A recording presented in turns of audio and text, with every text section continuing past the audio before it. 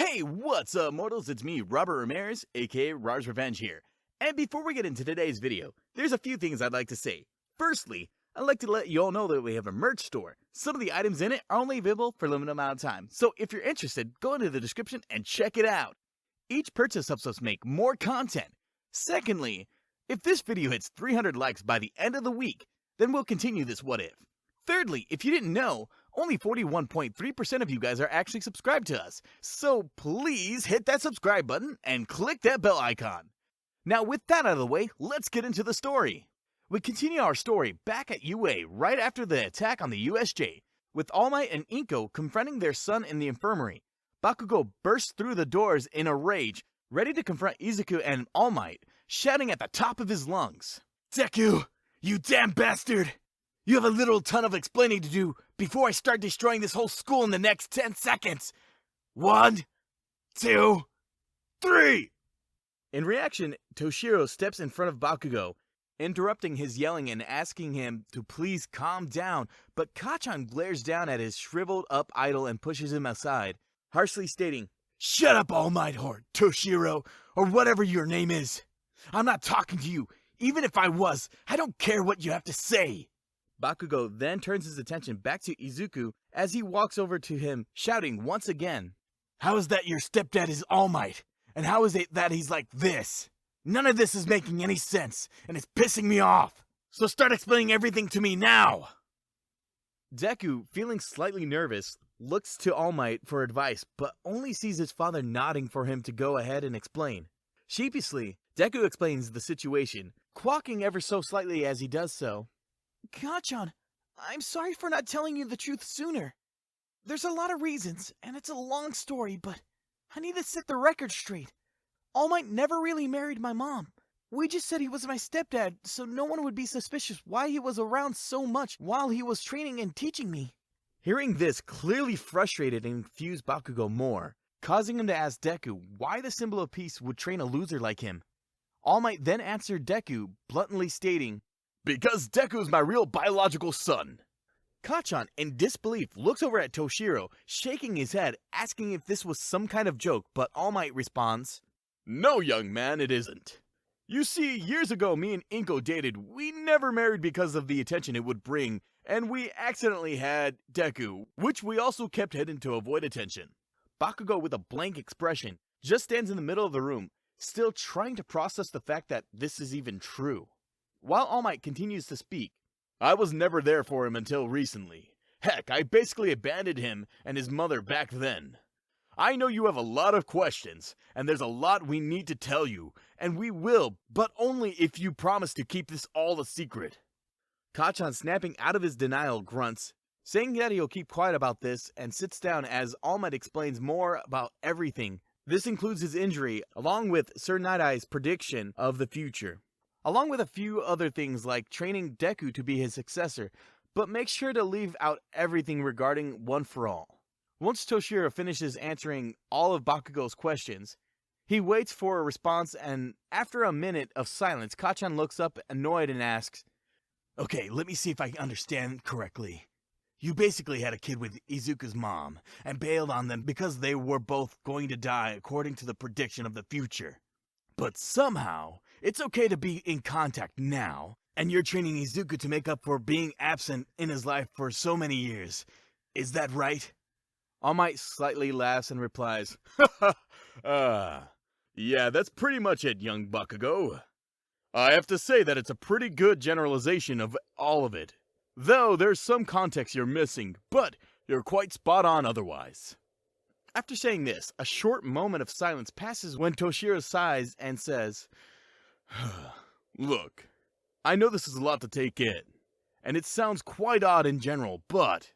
Before All Might could finish talking, Bakugo cuts him off by jumping up from his seat, flustered, yelling, "No shit, this sounds odd. Hell, it sounds insane. A complete convoluted situation. But I can't see why you'd lie about it, so I don't know what to think about it." Kacchan continues to stand with a faint look of confusion and anger on his face. When Inko walks up to him, asking if he's okay, Bakugo answers with a cold yet calm tone, "Yeah, I'm fine. Look, I'll keep your secret. Just don't ever bother me with this again, okay? Toshiro, Izuku, and Inko all agree to leave Kacchan out of this, while also thanking him for keeping it a secret. Bakugo then just nods his head at them and starts walking out of the infirmary, but not before stopping in the doorway and saying to Izuku, "Hey Deku, you're a damn disappointment of a son for All Might. You know that? You spent years being useless and you still kind of are, so you better shape up. I mean, what kind of message would it send if the #1 hero had a weak son?" Izuku is taken aback by this comment, and as he tries to come up with a response, Kacchan looks back at him, firmly stating, "However, just so you know, even with the world's greatest hero in your corner, you won't ever beat me. I'll surpass your old man, easily, and if that means you really want to challenge me, then you'll have to go beyond him too." Bakugo then points to himself and slightly yells out, "I'll show the whole world how great I am! Even better than All Might, got it? I expect one hell of a rematch from you to prove it so you don't disappoint. Understand, Deku?" This helps Izuku understand what Bakugo is trying to say, and with a confident grin on his face, Midoriya gives a thumbs up to his rival as he stumbles up to stand, confidently replying, "Sure thing! I got it, Kacchan. But who says you're going to win our rematch? I won't go down without a fight. I'll be much stronger the next time we face off. You can count on that, so don't underestimate me." Bakugo gets a slight smirk from Izuku's response, but turns away and says, "Ha! You damn nerd! Stop trying to act confident. You'll never beat me, but by all means try. Otherwise it won't be very fun when I kick your ass." As Bakugo chuckles and walks out of the infirmary, Izuku, All Might, and Inko breathe a sigh of relief, knowing their secret is safe for now. A short time later, the police do a few more interviews with the students, like Todoroki, Bakugo, and Izuku once they've recovered enough to get as much information for the case as possible. While that happens, Recovery Girl finishes checking on the other students, ensuring they are uninjured and don't need any healing. After the officers finish their questioning, they leave to begin the investigation on Shigaraki and the League of Villains. Now, even though Deku does mention to the police that Shigaraki has a master and that Tomura believes he's All Might's son, with some convincing from Toshinori and Tsukauchi's influence, they get the officers to determine that it isn't actually true and promise to keep the info from the public so more people won't go after Izuku and his mother. A few minutes after the police left, Principal Nezu calls Class 1A into his office, where he takes the opportunity to apologize to all of them for what happened, while also asking them not to mention anything about All Might's weak form to the public or press, which they agree to. After this, Nezu thanks them for their understanding and sends them all home with the police and hero escorts. To finally and hopefully put this stressful and dark day behind the students. Meanwhile, at the League of Villains hideout, Shigaraki is irate and furious about his defeat. So much so that he's throwing what is basically a tantrum, where he's using his quirk to decay many nearby objects to blow off steam. As this goes on, Kuwagiri stands at the end of the bar, well, what's left of it, and attempts to calm Tomura down for the 7th time, but Shigaraki interrupts his subordinate and violently replies, "Silence! You don't tell me what to do, Kuwagiri. You do as I say, when I say. Just be grateful that I let you live after your complete and utter fail. Do not make me rethink that decision." Kuwagiri nods his head, but then points at the monitor and responds, "Yes, Tomura. But you must know that the master wishes to speak to you about the failed mission. As we speak, I believe you've kept him waiting long enough." Once Kuwagiri says this, the voice of Shigaraki's master emits from the monitor, causing Tomura to immediately look over at it and bow, groveling and apologizing as he does so. But his master calmly states with a relaxed tone, Now, Shigaraki. There's no need for this. It's natural to have setbacks, and even more so to be frustrated by it. But remember, you must learn to stay composed and from your failures, if you are to succeed me." Tomura agrees from his master to learn from this, and continues to apologize for his failure, but is stopped by his master, who says, "My dear Tomura, this is no failure. Yes, you did lose our Nomu, but the fight undoubtedly weakened All Might. And from what Kuwagiri told me, You also identified who his son is, correct? Shigaraki looks up at the monitor with a massive grin and answers, Yes, Master, I have. I don't know his name, but he has messy green hair and green eyes. As for his power, it's definitely like All Might's. I know it has to be him, and I'm sure I can find out what his name is. Before Shigaraki can continue, his master puts a picture of Izuku up on the screen and asking if this is All Might's son, which Tamura says it is, but does cause him to ask his master if he knew it was Izuku all along, which his master answers, I had a hunch but don't know for sure. All I know was that All Might had a son and was in UA, but that was it. Shigaraki's master pauses for a brief second before continuing. You may think of me as an all-knowing deity, Tamura, but I merely just have the power of one. I am still limited in certain aspects and needed you to help me confirm who All Might's son really is, which you have successfully done. Meaning we can plan our next move much easier. Thank you. After hearing this, Shigaraki puts his head back down, saying, Thank you, Master, Before Tamura can finish, his master stops him and says, Please, Tamura, no need to be formal. Just call me by my name. After all, you are my successor and family as far as I'm concerned. Shigaraki looks back at the monitor with a smile and restates, Thank you, All for One. I swear to you that next time I see All Might, I'll turn him to dust. Once Tamura says this, All for One tells him to be patient and focuses on rebuilding the league for the time. The monitor then turns off, as a determined Shigaraki stands up and sets off to prepare for his new plan. Before we get back into the story, I would like to say that we've got a second channel called Anime Deep Dive. Anime Deep Dive goes over the hard facts of the anime presented. Now, in case you guys didn't know, we have a third channel called Anime Theory. Anime Theory mainly focuses on a large variety of mind-boggling theories. If you're interested in content like this, please go check out the description down below. Click the icon in the top right corner. Now with that out of the way, let's get back into the story. The next day is fairly calm for all the students of Class 1A, mainly due to the fact they were given a day off to recuperate from the events of the previous day. However, it's less relaxing for Izuku as he spends the day packing up his room along with the rest of the apartment. You see, after everything that happened at the USJ, and once Deku told his dad about Shigaraki figuring out that they are related, it was incredibly clear to All Might that his son and Inku are going to be targeted by villains now. So he decided to have them both move to a secure penthouse where they would be much safer, while he would also move to a new place as well. When Izuku and his mom finish packing up and load everything onto a moving truck, they leave for their new home with pro hero Hound Dog escorting them during the trip. Meanwhile at UA, a weak form All Might is in the middle of a meeting with Principal Nezu, upper faculty members, and Detective Tsukauchi, who's leading the investigation on the League of Villains. During this meeting, they discuss what they have already found, which isn't much. Future security for the school and students, along with some other things, like mentioning that Izuku told the police, which does cause a bit of an uproar and confusion, but once the conversation turns to what little they know about the League, President Mike harshly interjects, stating, Well, at least we know 2 reasons why they attacked, thanks to Izuku Midoriya, who according to some nutjob is All Might's kiddo. But I'm curious if there isn't some truth there. President Mike glares over at All Might, with a few others doing the same, as Toshinori tries to respond. Look, I know I keep secrets like my weakened state, but you can't possibly believe.